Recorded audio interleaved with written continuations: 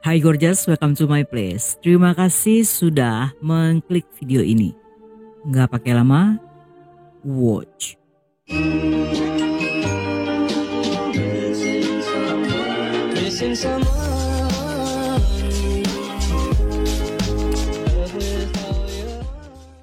Setelah cukup lama dihempas badai kehidupan dan ditampar oleh kenyataan, pada akhirnya channel Tracy Tania yang sebelumnya menghilang, sekarang kembali hadir dengan format dan nama baru sebagai Tika Tania.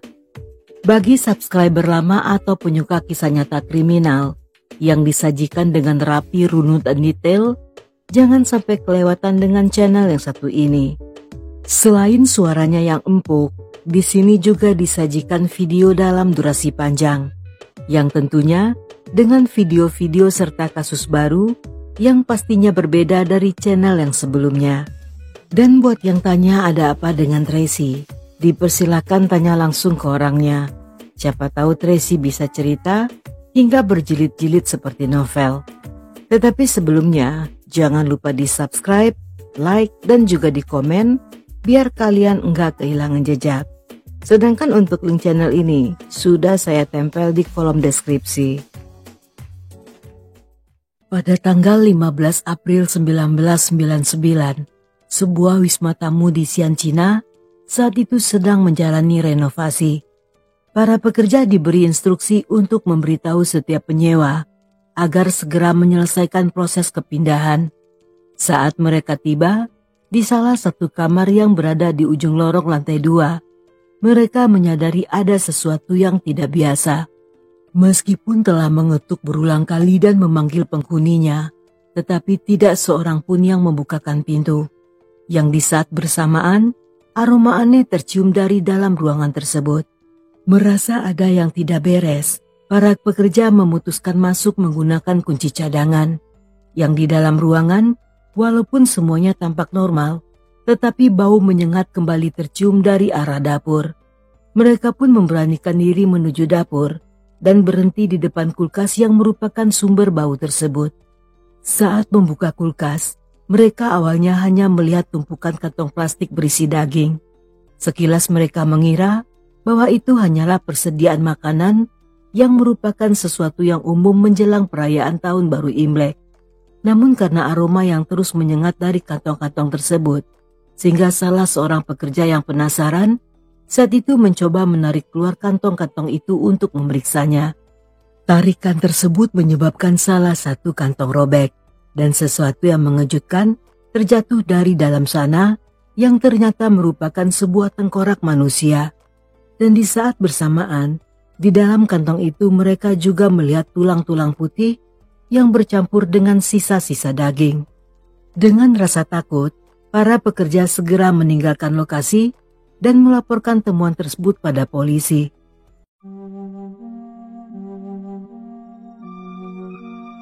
Polisi yang tiba di TKP menyatakan bahwa tulang tersebut bukanlah tulang hewan, melainkan sisa-sisa dari manusia. Berdasarkan struktur kerangka dan fragmen tulang yang ditemukan, korban diidentifikasi sebagai seorang wanita. Dari kondisi tulangnya, menunjukkan bahwa dia telah meninggal sekitar 10 tahun yang lalu. Forensik juga menemukan bahwa bagian-bagian tersebut telah diawetkan dalam larutan kimia, yang menyebabkan kerusakan jaringan yang sangat parah, dan hanya kerangkanya yang tersisa dalam kondisi utuh. Tim forensik juga mencatat bahwa pelaku menggunakan metode pengawetan yang mirip dengan cara mengasapi daging, yang hal ini bertujuan untuk memperlambat pembusukan dan menyamarkan bau. Karena temuan ini mengarah pada kasus pembunuhan, sehingga polisi segera menutup seluruh ruangan untuk melanjutkan penyidikan. Saat mereka memeriksa di area di bawah tempat tidur, mereka menemukan sebuah surat nikah tua yang sudah usang. Nama pria yang tertera di dalamnya adalah Hawen, sedangkan nama wanitanya adalah Chen Mei. Berdasarkan penyidikan, diketahui laporan tentang hilangnya Chen Mei telah diajukan oleh keluarganya lebih dari 10 tahun yang lalu. Dengan adanya penemuan ini, polisi segera menghubungi orang tua Chen Mei. Mereka meminta sampel DNA untuk mengkonfirmasi identitas korban. Dan berdasarkan hasil tes DNA, menunjukkan bahwa korban adalah Chen Mei yang telah menghilang tanpa jejak sejak 10 tahun yang lalu. Berita ini menjadi pukulan berat bagi keluarga Chen Mei karena selama bertahun-tahun mereka telah mencari putri mereka dan tanpa hasil. Sayangnya kini mereka harus menghadapi kenyataan pahit bahwa Chen Mei telah meninggal dengan cara yang begitu brutal.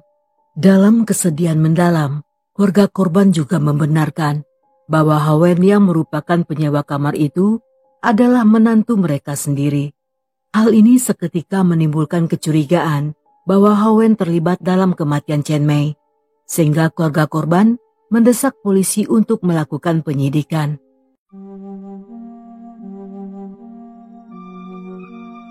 Dari penyidikan lanjutan, polisi menemukan bahwa Hawen saat ini bekerja sebagai guru di sebuah sekolah yang berada di daerah Shanghai, sehingga tanpa menunda waktu, mereka pun segera berangkat ke kota itu. Hari itu Hawen yang sedang berada di sebuah pesta pernikahan dan memakai jas rapi, saat itu segera ditangkap oleh polisi. Berbeda dengan ekspresi panik dari keluarga serta para tamu, Hawen justru bersikap sangat tenang. Dengan tatapan dingin, dia mengulurkan tangannya untuk diborgol dan berkata bahwa telah menunggu momen itu selama 10 tahun. Setelah penangkapan ini, fakta mengerikan tentang dirinya mulai terungkap, di mana dia telah membunuh istrinya dengan kejam dan memisah-misahkan tubuhnya serta disembunyikan selama bertahun-tahun. Detail mengerikan ini tentunya sangat sulit diterima oleh orang-orang yang mengenalnya, karena selama ini Hawen dikenal sebagai sosok yang rendah hati, baik dan intelektual, sehingga tidak seorang pun yang menyangka bahwa di balik wajahnya yang tenang tersembunyi sisi gelap yang begitu mengerikan.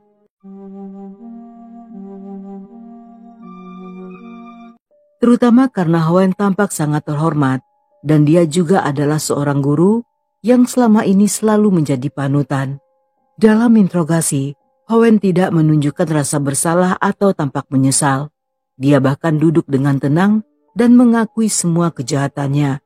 Dalam kesaksian dia menjelaskan bahwa setelah membunuh, dia pun memisah-misahkan jasad istrinya dengan tujuan agar tidak mudah ditemukan.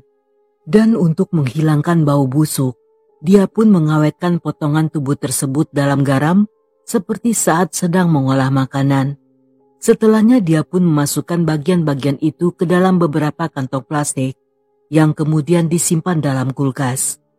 Untuk menutupi kejahatan dan agar tidak ada yang curiga, dia pun mulai menyusun cerita yang sempurna.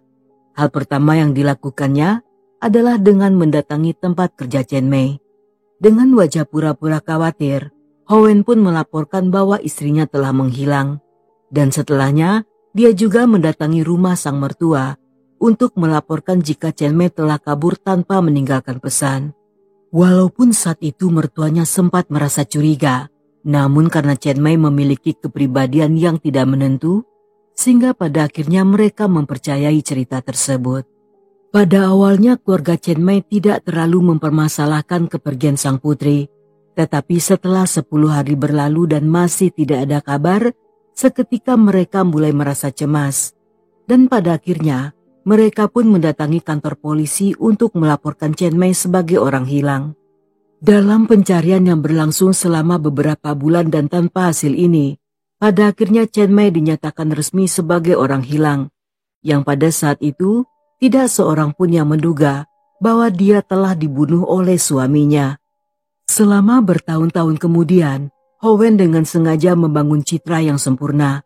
Dia bahkan memasang pengumuman orang hilang dan menunjukkan kesedihan di hadapan teman serta kolega, serta menyebarkan rumor bahwa istrinya telah kabur dengan pria lain. Dalam masa-masa ini, karena tidak tahan dengan bau busuk yang berada di rumahnya, dia pun akhirnya memutuskan untuk meninggalkan rumah lama tersebut dan kemudian menyewa kamar di sebuah wisma tamu yang bernama X11. Saat pindah ke wisma tersebut, dia juga membawa sisa jasad Chen Mei yang kemudian disimpan dalam kulkas. Dan setelahnya, Hawen menjalani kehidupan seolah tidak pernah terjadi apa-apa. Beberapa tahun kemudian dia pun pindah ke Shanghai dan menikah lagi. di mana dia membangun kehidupan baru dan tampaknya telah melupakan kejahatannya. Saat itu dia telah menjadi seorang guru, seorang suami, dan seorang ayah yang bertanggung jawab. Hidupnya tampak berjalan dengan damai dan dia sangat menikmati kehidupan barunya.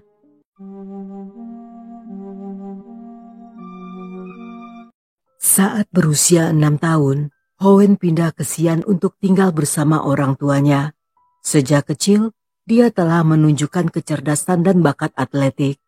Dengan tubuh tinggi dan wajah tampan, dia dengan cepat menjadi sosok yang dikagumi banyak gadis di sekolahnya. Namun di antara mereka, dia hanya tertarik pada Chen Mei. Chen Mei adalah gadis periang, dengan penampilan anggun dan senyuman yang memikat banyak pria. Namun berkat usaha Howen yang gigih dan tulus, Chen Mei perlahan jatuh hati. Dan hubungan mereka pun berkembang dengan sangat cepat, serta menjadikan mereka sebagai pasangan serasi yang dikagumi oleh banyak orang. Namun karena asik bercinta, sehingga membuat prestasi akademis mereka menurun.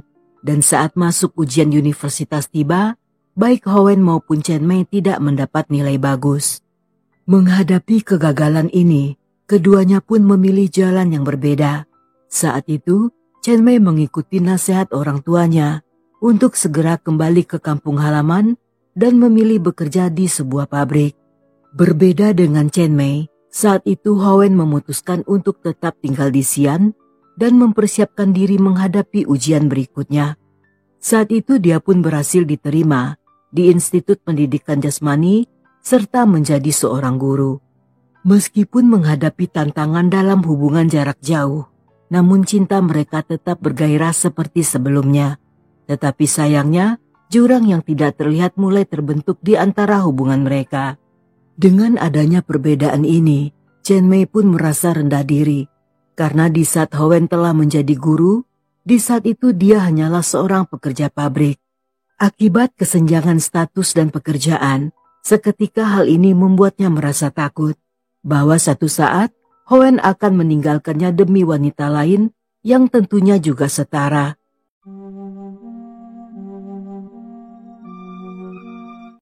Hingga pada satu waktu ketika Chen Mei mengetahui bahwa dirinya hamil, hal ini seketika ditentang oleh keluarga masing-masing. Orang tua Howen yang menganggap putra mereka sebagai kebanggaan dan harapan keluarga, merasa bahwa Chen Mei tidak cukup baik untuk menjadi menantu. Sedangkan di sisi lain, orang tua Chen Mei sangat menentang hubungan ini karena percaya bahwa Howen hanya memanfaatkan putri mereka, terutama karena kehamilan terjadi sebelum pernikahan. Meskipun ada penolakan dari kedua pihak, namun mereka tetap saling mencintai. Mereka pun memutuskan untuk mengatasi semua rintangan dengan cara segera menikah dan resmi menjadi suami istri. Pada awalnya pernikahan mereka dipenuhi dengan kebahagiaan, namun seiring berjalan waktu, perbedaan status sosial dan cara pandang menjadi semakin jelas yang justru menciptakan jarak di antara mereka. Keberhasilan Howen sebagai guru yang disegani, ditambah dengan penampilannya yang menarik, membuat Chen Mei merasa kecil dan tidak cukup berharga. Meskipun dia sangat mencintai suaminya, namun rasa tidak aman dalam dirinya semakin tumbuh. Dia mulai mempertanyakan setiap tindakan Howen dan memperbesar masalah kecil hingga menjadi alasan untuk bertengkar. Perbedaan sosial yang sebenarnya tidak terlalu signifikan ini menjadi sesuatu yang terus dia pikirkan dan diperdebatkan. Dia seringkali merasa cemburu ketika melihat Howen berbicara dengan wanita lain, meskipun hanya sekedar berbasa-basi. Howen yang awalnya sabar, berulang kali mencoba untuk meyakinkan Chen Mei, namun kata-katanya tidak cukup untuk meredakan ketakutan dan kecurigaan istrinya. Setiap kali mereka bertengkar, Chen Mei akan mengungkapkan penyesalan dan meminta maaf. Namun kemarahannya akan kembali muncul setiap kali ada hal sekecil apapun yang memicu kecurigaannya. Pertengkaran yang terus-menerus ini mendorong hubungan mereka ke jalan buntu dan menciptakan ketegangan yang semakin sulit diatasi. Selama beberapa bulan ke depan, Chen Mei semakin dipenuhi dengan pikiran negatif. Dia merasa tidak cukup baik dan meyakinkan dirinya sendiri bahwa memiliki anak akan membuatnya tidak terlihat menarik dan juga lemah. Yang pada akhirnya hal ini akan membuat suaminya kehilangan cinta terhadap dirinya. Pada akhirnya Chen Mei memutuskan untuk melakukan aborsi secara diam-diam dan tanpa berkonsultasi dengan sang suami. Ketika Howen mengetahui kebenarannya, pria itu pun menjadi marah besar dan pertengkaran sengit terjadi di antara mereka. Dalam kemarahannya, Howen yang kehilangan kendali saat itu mencekik leher istrinya. Chen Mei pun berjuang mati-matian tetapi tidak bisa melepaskan diri dari genggaman sang suami. Melihat istrinya yang telah tewas di tempat, Howen pun kemudian memisah-misahkan jasadnya dan menyimpannya di dalam kulkas. Saat itu dia dan Chen Mei baru menikah selama 5 bulan.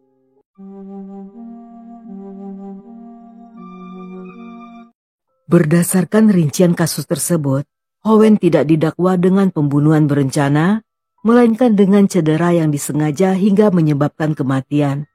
Jika sejak awal dia menghadapi kesalahannya dan memilih untuk menyerahkan diri, kemungkinan besar dia akan mendapat keringanan hukuman. Namun karena ketakutannya terhadap tanggung jawab dan membuatnya bertindak kejam, sehingga pada akhirnya pengadilan memberinya vonis hukuman mati.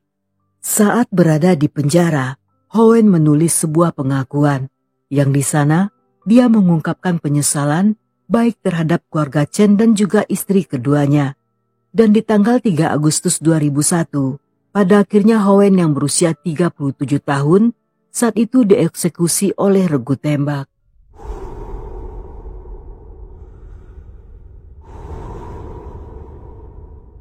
Pada tahun 2011, Kepolisian Distrik di Nangkang, Cina, menerima laporan dari seorang pria sebut saja bernama Min.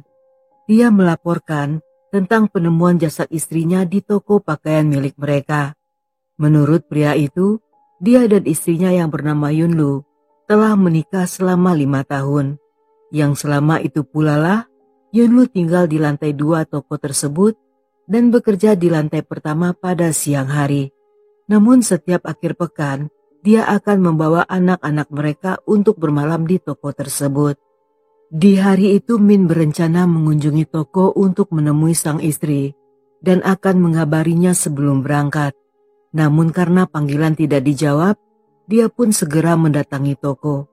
Yang setibanya di sana, Min menemukan istrinya telah tewas. Saat itu dia sempat memperhatikan bahwa salah satu ponsel dan kalung emas di leher istrinya juga ikut menghilang. Polisi yang tiba di TKP menemukan bahwa korban dalam kondisi terpisah-pisah dan juga diperkaos. Kamar mandi serta kamar tidur di lantai 2 terlihat tampak sangat berantakan. Di balik pintu kamar, mereka juga menemukan sebuah kantong plastik merah yang berisi uang tunai dalam berbagai pecahan dengan total lebih dari 17 juta. Sedangkan di antara pakaian dan kosmetik yang terletak di atas meja kayu yang berada di samping tempat tidur Yunlu, ditemukan 2 kotak alat pengaman pria. Dan di kamar mandi juga ditemukan bungkus alat pengaman bekas dengan merek yang sama seperti yang ada di meja rias. Yang karena penemuan tersebut, mereka meyakini jika pelaku menggunakan benda itu agar tidak meninggalkan jejak DNA setelah memperkaos korban. Di saat bersamaan, polisi yang melakukan pemeriksaan di lantai 1 menemukan adanya sebuah jejak sepatu.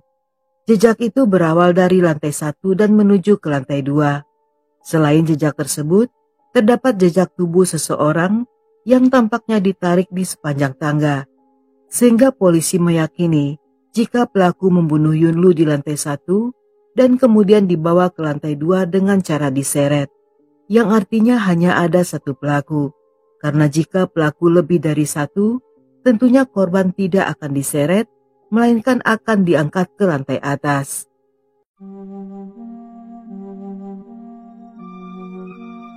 Berdasarkan DNA yang ditemukan di kuku dan puntung rokok yang diambil dari TKP, forensik menyatakan jika keduanya berasal dari DNA orang yang sama. Tetapi forensik juga menemukan hal yang sangat aneh, karena DNA yang terdapat pada bagian leher Yunlu bukanlah merupakan milik dari orang yang sama, yang kemungkinan saat itu ada 2 orang pelaku. Tetapi polisi tetap merasa bingung, karena jika ada 2 pelaku, mengapa di TKP hanya terdapat satu jejak sepatu.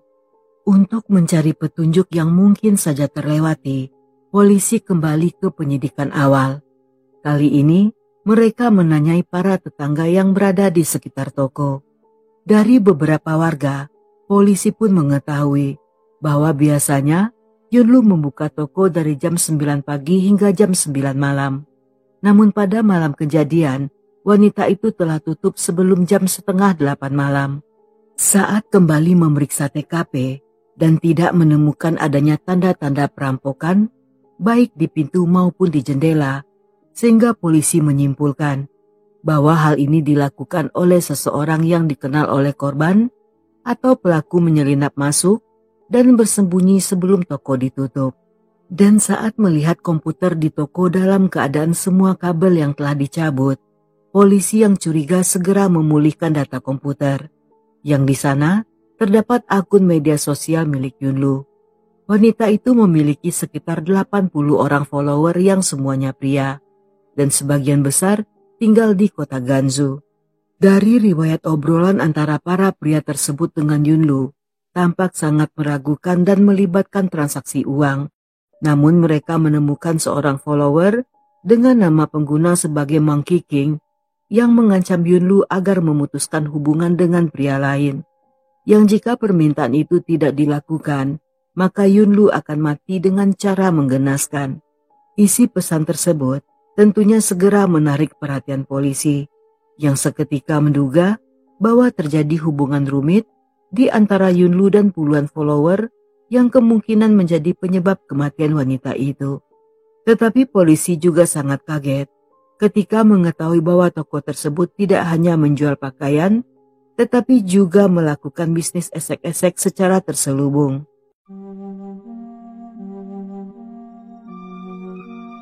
Polisi yang berusaha mencari informasi tentang Monkey King pada akhirnya berhasil menemukan identitas aslinya yang ternyata diketahui bernama Xing Yu. Pria itu merupakan anggota staf di sebuah unit kota Gansu. Karena tinggi badan, bentuk tubuh, dan usianya sesuai dengan gambaran polisi, mereka pun segera memanggilnya untuk diinterogasi. Saat diberitahu tentang tewasnya Yunlu, dengan cepat Xing Yu membantah tuduhan tersebut. Dia mengaku bertemu wanita itu, tetapi hanya ingin menakut-nakutin Yunlu. Dia pun mengungkapkan bahwa mereka memiliki hubungan yang tidak sehat, dan hal ini membuatnya merasa terikat dengan perasaan yang sulit dijelaskan. Xing Yu tidak ingin Yunlu tertarik pada pria lain, sehingga dalam keputusasaannya, dia pun mengungkapkan perasaan marahnya pada wanita itu. Selama interogasi, polisi memperhatikan bahwa di leher pria itu terdapat 2 bekas luka yang tampak seperti luka baru. Mengingat bahwa di kuku Yunlu ditemukan adanya jaringan kulit manusia, polisi pun menduga jika luka tersebut berasal dari cakaran kuku, yang artinya saat itu kemungkinan Xing Yu sedang berbohong. Ketika polisi menanyakan tentang luka itu, Yunlu mengaku jika 2 hari sebelum kejadian, saat itu dia sempat bertemu dengan wanita lain. Namun mereka pun bertengkar dengan hebat yang berakhir dengan main cakar-cakaran. Untuk memastikannya, polisi pun membandingkan DNA yang berada di TKP dengan DNA milik Xing Yu. Namun tidak ditemukan adanya kecocokan, sehingga pria itu pun dicoret dari daftar tersangka.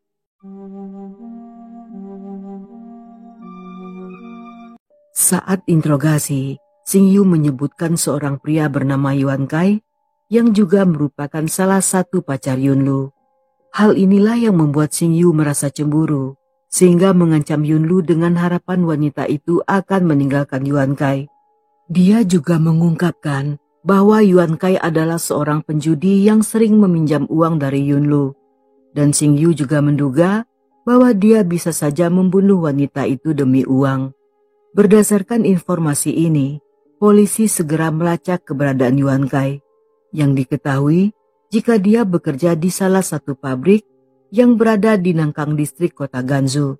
Melihat fisiknya dengan tinggi 170 cm, dengan tubuh kurus yang ramping, Yuan Kai sangat sesuai dengan deskripsi yang diberikan Xing Yu. Dalam interogasi, Yuan Kai mengklaim bahwa di malam kejadian, dia sedang mandi di asrama milik staf, sehingga sangat tidak mungkin jika dia bertemu dengan Yunlu. Yang alibi tersebut didukung oleh seorang petugas kebersihan di pabrik itu. Namun beberapa saat kemudian, polisi menemukan informasi yang mencurigakan. Karena sekitar jam 7 malam, Yuan Kai dan Yunlu sempat berbicara di telepon selama beberapa menit. Sedangkan berdasarkan keterangan sang petugas kebersihan, Yuan Kai masuk ke pemandian pada jam 7 malam dan keluar sekitar jam 9 malam. Dan menurut saksi lainnya yang merupakan petugas asrama pabrik, mengatakan jika Yuan Kai kembali pada jam 10.30 malam, yang artinya selain berada di kamar mandi selama 2 jam, pria itu juga membutuhkan waktu selama 30 menit untuk berjalan kembali pulang ke asrama. Hal ini tentunya sangat aneh, karena apa yang dilakukannya selama 2 jam di tempat tersebut. Merasa ada yang janggal, polisi pun memeriksa tempat pemandian tersebut. Yang di sana, mereka menemukan sebuah pintu kecil yang tersembunyi di dalamnya. Pintu tersebut mengarah ke jalan yang sama dengan toko pakaian Yunlu dan hanya berjarak sekitar 20 menit berjalan kaki. Berdasarkan temuan tersebut, polisi berspekulasi bahwa Yuan Kai mungkin telah menyelinap keluar melalui pintu itu dan pergi ke toko pakaian Yunlu dengan alasan sedang mandi. Dengan kecurigaan ini, polisi kembali menginterogasi Yuan Kai dan mengambil sampel rambutnya untuk tes DNA. Hasil tes menunjukkan kecocokan di antara DNA pria tersebut dengan DNA yang ditemukan pada leher Yunlu, yang hal ini semakin menguatkan kecurigaan polisi. Tetapi pria itu membantah tuduhan tersebut dan mengatakan walaupun pada jam 7 malam dia datang menemui Yunlu, tetapi dia tidak membunuh wanita itu, dan kedatangannya ke sana karena Yunlu mendesak untuk segera membayar hutang. Namun karena Yunlu menelpon di saat Yuan Kai akan mandi, tiba-tiba suara wanita itu membangkitkan gairahnya. Otongnya yang tadinya terkulai lemas, seketika menjadi kencang bagaikan baru dibotoks, sehingga dia pun bersedia datang untuk menemuinya. Namun setibanya di sana, setelah beberapa saat cuap-cuap monyet, Yuan Kai pun mulai merayu dengan tujuan ingin melakukan happy ending. Tetapi Yunlu yang bermaksud menagih hutang, seketika merasa kesal ketika Yuan Kai mengaku tidak punya uang. Dia pun mengusir Yuan Kai, namun sebelum pergi dari sana, pria itu sempat mencium lehernya sebanyak 2 kali. Yang karena inilah, DNA-nya ditemukan di leher milik wanita itu. Saat itu Yuan Kai mengaku berbohong, karena takut dilibatkan dalam kasus tersebut. Walaupun penjelasannya masuk akal, namun polisi masih merasa curiga, mengingat bahwa Yuan Kai memiliki waktu serta motif untuk melenyapkan Yunlu, terutama karena DNA-nya berada di tubuh korban. Namun untuk sementara waktu, polisi pun melepaskan pria itu.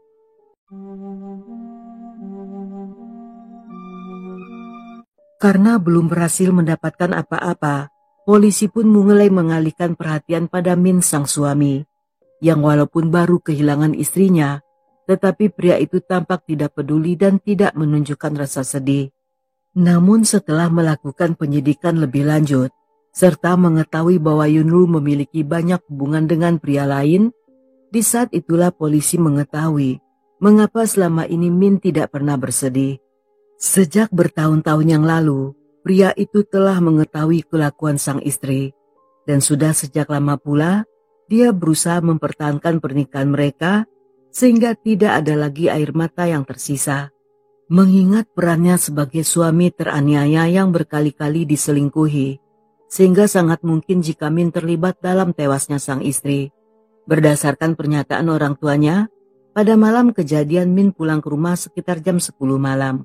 Sehingga polisi melakukan pemeriksaan pada CCTV di sekitar toko, yang di sana saat itu Min tampak pergi menuju ke arah toko Yunlu. Saat diinterogasi, Min mengungkapkan bahwa Yunlu sedang hamil, namun dia merasa curiga bahwa anak tersebut bukanlah darah dagingnya, dan karena di saat itu mereka belum bercerai, sehingga Min yang curiga menyewa seorang detektif swasta untuk menyelidiki istrinya, yang di malam kejadian Min membawa sang detektif ke toko Yunlu dengan tujuan agar pria itu bisa mengenali wajah istrinya. Setelah menghubungi sang detektif yang disewa oleh Min, polisi pun menerima keterangan yang memperkuat alibinya. Sang detektif membenarkan bahwa di malam itu mereka pergi ke toko Yunlu. Namun karena tidak ada saksi mata yang melihat mereka secara langsung saat berada di toko, sehingga polisi memutuskan untuk melakukan tes DNA pada Min.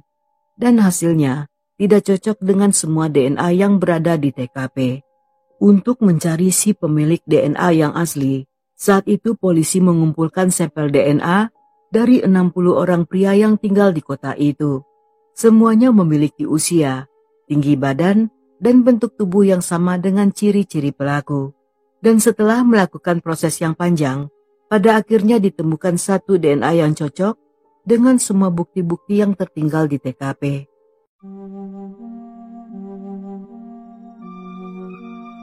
DNA tersebut milik seorang pria bernama Hua yang segera ditangkap dan diinterogasi.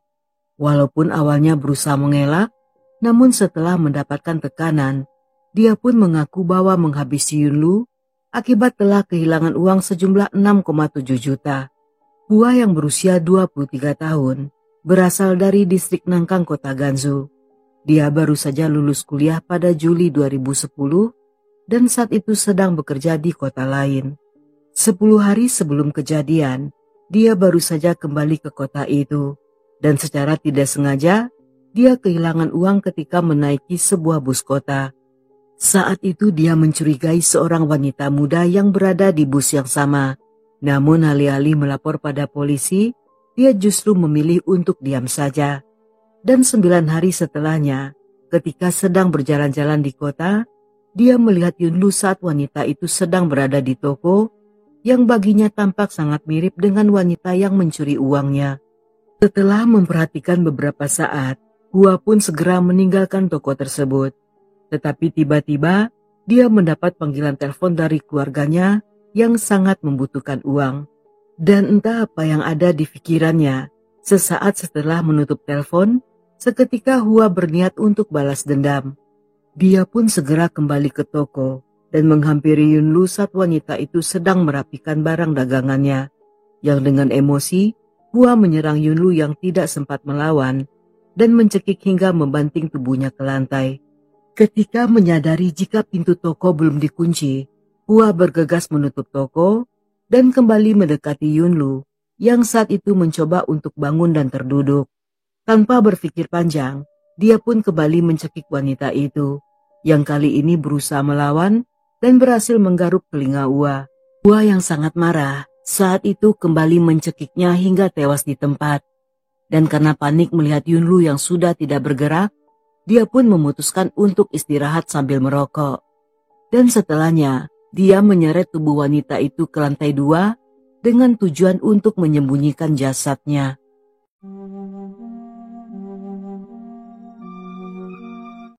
Setibanya di kamar atas, pria itu pun bermaksud untuk mencari beberapa barang di dalam laci tempat tidur.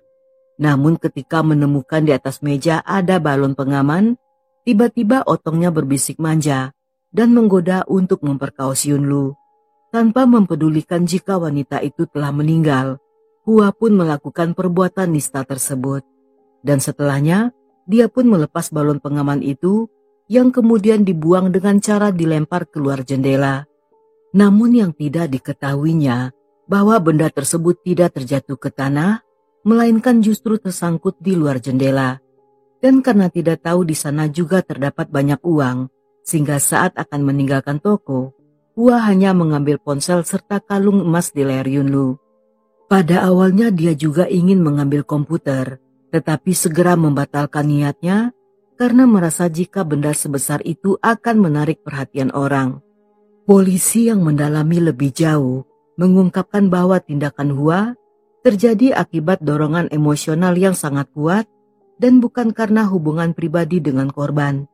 Bahkan menurut pengakuannya, dia merasa semakin tertekan setelah menerima telepon dari keluarganya yang membutuhkan uang, sehingga hal ini membuatnya semakin putus asa dan menjadi lebih berani untuk bertindak secara kekerasan. Yang dalam persidangan akhir, saat itu Hua mengaku bersalah dan divonis dengan hukuman penjara seumur hidup.